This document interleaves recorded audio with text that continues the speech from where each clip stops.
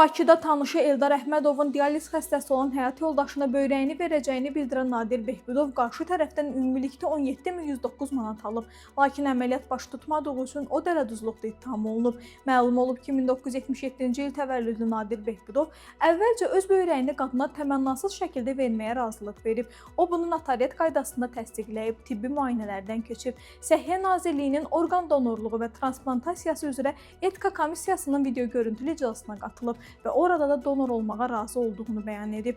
Dost kimi, qardaş kimi lazım olsa ciyərimi də verərəm deyib.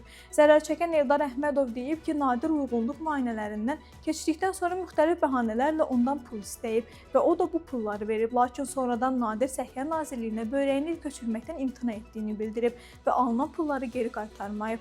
Təqsirləndirilən şəxs isə deyib ki, donor olmaq istəyib. Sadəcə etika komissiyasının mənfi rəyi səbəbindən əməliyyat baş tutmayıb. Aldığı pulları isə şəxsi ehtiyaclarına xərcləyib. Məhkəmə müəyyən edib ki, Nadirin niyyəti əvvəlcədən və davamlı şəkildə donor olmaqdan ibarət olub. O bütün zəruri prosedurlarda iştirak edib və əməliyyatın keçirilməməsi onun iradəsindən asılı olmayıb. Verilən pullar da böyrək müqabilində məbləğ kimi qiymətləndirilməyib və dələduzluq əlaməti daşımayıb. Nəticədə məhkəmə onun əməlində Cinayət Məcəlləsinin 178.2.4-cü dələduzluq maddəsi üzrə tərkib olmadığı qənaətinə gəlib və Nadir Behbudova bəraət verərək onu məhkəmə zalında azad edib.